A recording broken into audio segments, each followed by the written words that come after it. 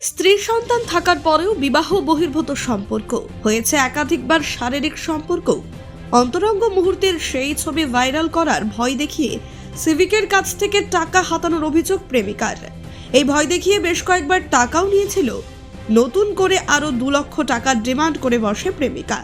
জানিয়েই বেশ কিছুদিন ধরে মানসিক চাপে ছিল। অবশেষে সেই সব নিস্তার পেতেই গলায় ফাঁস লাগিয়ে আত্মঘাতী হলো বালুরঘাট থানার এক সিভিক ভলেন্টিয়ার। গতকাল রাতের বেলা নিজের ঘর থেকেই সিভিক ভলেন্টিয়ার গোবিন্দ হালদারের ঝুলন্ত দেহ উদ্ধার করা হয়। খবর পেয়ে রাতেই পুলিশ দেহটি উদ্ধার করে হাসপাতালে পাঠায়। রবিবার দেহটি ময়নাতদন্তে পাঠানো হয়। অন্যদিকে অভিযোগ ওঠা মহিলার বিরুদ্ধে বালুরঘাট থানায় লিখিত অভিযোগ দায়ের করে মৃতের পরিবার। লিখিত অভিযোগ পেতেই ঘটনার তদন্তে নেমেছে বালুরঘাট থানার পুলিশ। জানা গিয়েছে, গোবিন্দ হালদারের বাড়ি বালুরঘাট শহরের 11 নম্বর ওয়ার্ডের একে গোপালন কলোনি এলাকায়। বালুরঘাট থানার অধীনে ডিউটি করত ওই গোবিন্দ। বছর দুয়েক আগে পাড়াতেই বিয়ে করে ওই যুবক। তাদের একটি প্রায় 16 মাসের পুত্র সন্তান রয়েছে। অভিযোগ, সন্তান হওয়ার পরই গোবিন্দ প্রতিবেশী এক গৃহবধূর সঙ্গে বিবাহ বহির্ভূত সম্পর্কে জড়িয়ে পড়ে। ওই মহিলা গোবিন্দের থেকে বয়সে অনেকটাই বড়। কিছুদিন পরই বিষয়টি বাড়িতে জানাজানি হয়। এরপর প্রায় 2 মাস প্রেমিকাকে নিয়ে গোবিন্দ ভাড়া বাড়িতে চলে যায়। প্রায় সপ্তাহখানেক আগে তারা নিজ নিজ বাড়ি ফিরে আসে। এদিকে বাড়ি ফিরে আসার পর থেকেই গোবিন্দকে টাকার জন্য প্রেমিকা চাপ দিত। কয়েকবার টাকাও দিয়েছিল। আবার নতুন করে 2 লক্ষ টাকা চাওয়া হয়। টাকা না দিলে ছবি ভাইরালের হুমকি দেওয়া হয়। টাকা চাওয়ার ফোন রেকর্ড মিলেছে। তার উপর ভিত্তি করেই পরিবার লিখিত অভিযোগ দায়ের করেছে। পুরো ঘটনা খতিয়ে দেখা হচ্ছে বলে জেলা পুলিশ সুপার চিন্ময় মিত্তাল জানিয়েছেন। রায়গঞ্জ রিলায়েন্স ডিজিটালে শুরু হয়ে গেছে বছরের সেরা ইয়ার এন্ডিং সেল। এবার পাচ্ছেন আপ টু 50% অফ। সত্যি মিস করার মতো নয়।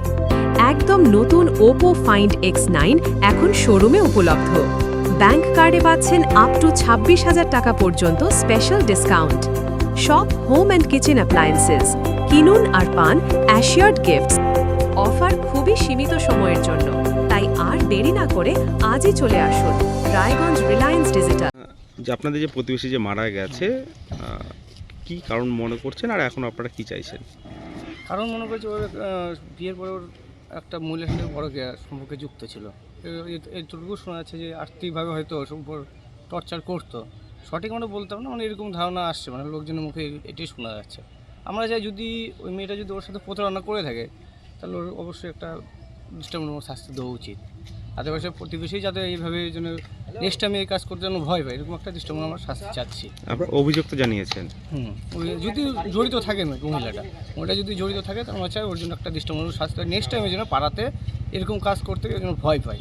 আমরা এই জিনিসটাই যাচ্ছি। আপনার নাম কি? আমার নাম বিল্টু শিকদার। হ্যাঁ, বিল্টু শিকদার। শালা কিভাবে মানে কেন সুইসাইড করলো, মানে কোনো কারণ কি জানা যাচ্ছে? আমি যেটা জানতে পারলাম সেটা হচ্ছে পুতুল দাস স্বামী ছোটন দাস, একই পাড়ায় বাড়ি। তার সঙ্গে শারীরিক সম্পর্ক এবং আর্থিক সম্পর্কের সঙ্গে যুক্ত হয় বিবাহের পরে। বিবাহ সূত্রে একটা বাচ্চা আছে। বাচ্চাটা ছোট আছে, প্রায় 16-17 মাস বয়স। কালকে রাত্রি হঠাৎ করে সুসাইড করে গলায় দড়ি নিয়ে ঝুলেছিল টিনের ঘরে বাড়িতে। আপনার শ্যালক কি করতো, কি কাজ করতো? আমার সারা পেশায় এই সিভিক ছিল।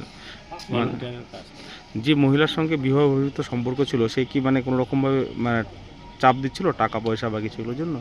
হ্যাঁ, শোনা গেল টাকা পয়সার চাপ দিচ্ছিল। একটা তোতন বলে একটা ছেলে আছে, সেই ছেলের মানে জানকারিও আছে। ওই ছেলেটার 19,000 টাকা না 20,000 টাকার চেক রেখে টাকাটা দিছে। আবার কিছুদিন আগে 7,000 টাকা লেনদেন হয়েছে, সেটাও ওর বউও জানে আর প্রমাণ আছে। এখন আবার টাকা চাইছিল, আবার টাকা চাইছে। মানে এই নিয়ে ওই যে ছবি ভাইরাল করে দিতে চাইছিল, এরকম এই ঘটনা ছিল? ওটা আমি জানি না স্যার, সত্য সেটা। মানে ওই মহিলার জন্যই ওই মহিলার জন্যই আত্মহত্যা করে। আপনার থানায় অভিযোগ করেছেন? হ্যাঁ, আমরা থানায় অভিযোগ করেছে ওর নিজের স্ত্রী। এখন কি চাইছেন? এখন